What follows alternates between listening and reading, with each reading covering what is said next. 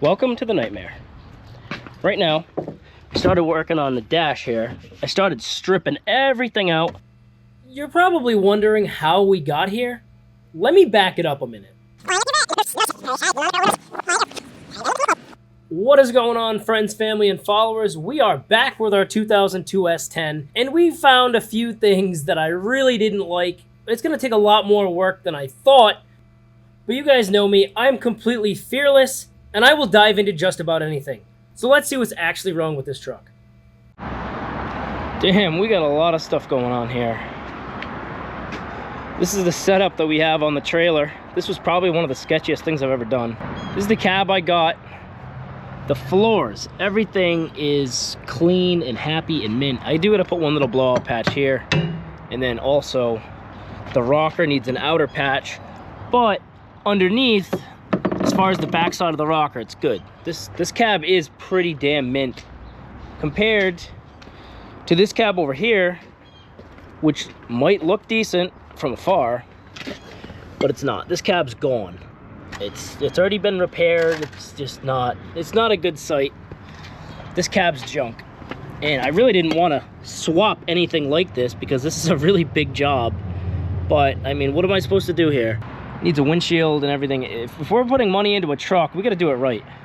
So this truck showed up to us, and it originally had a 408 stroker in it, and that's all apart. But it came with an LQ9 that is complete.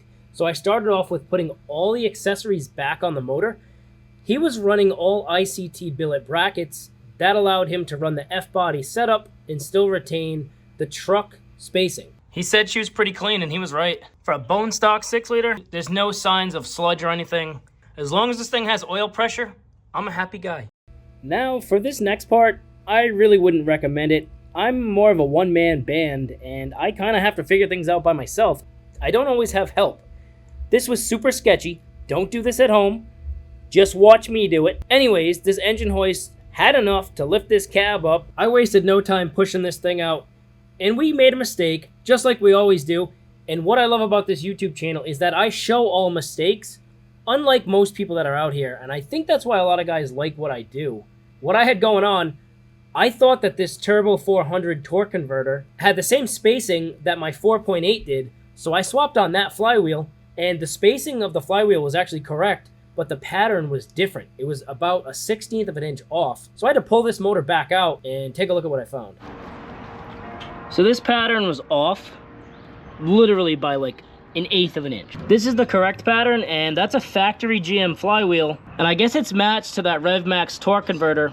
And I didn't know. I felt that it was gonna be a regular Turbo 400 pattern, and it might just be, I just don't know it. This is indeed the correct flywheel, so now we're gonna zip that on, torque it down, and then drop the motor back down, and then we can make some progress.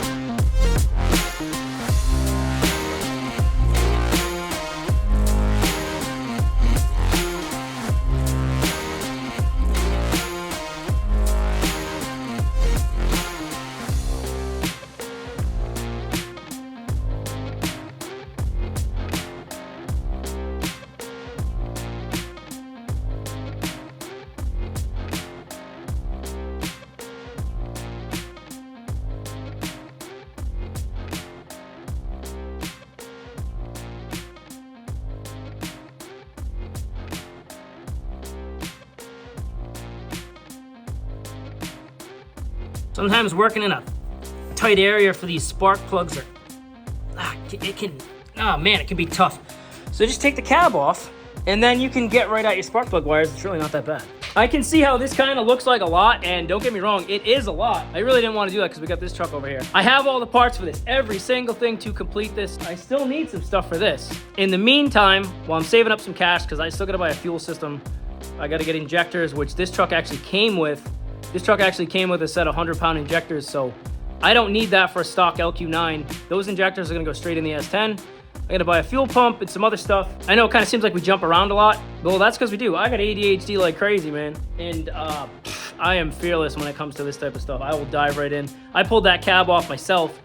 I don't even care. I just work and get stuff done. That's what I try to do.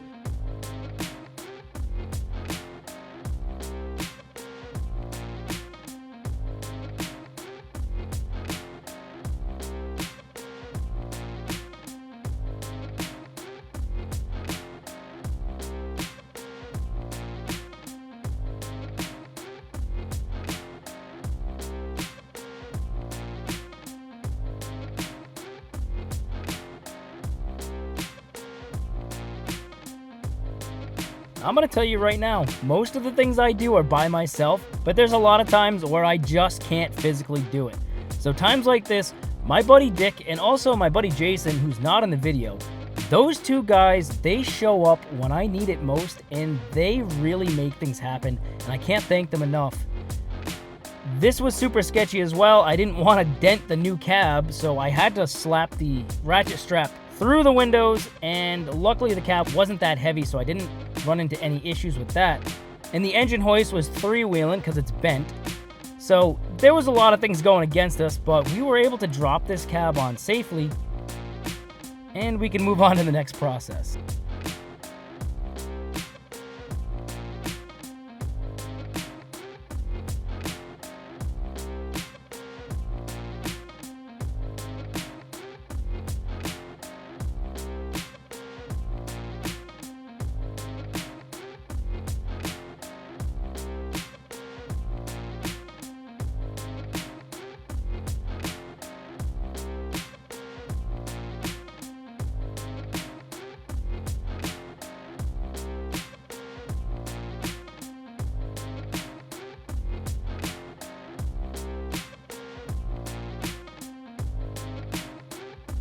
Alright guys, here she is.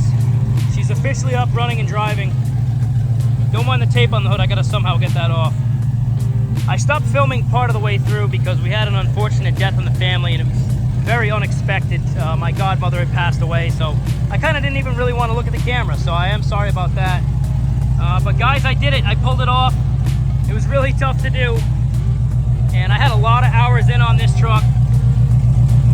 But she's here, she's running. She's driving. I have an appointment to get it registered. I'm hoping that's going to be done this upcoming week.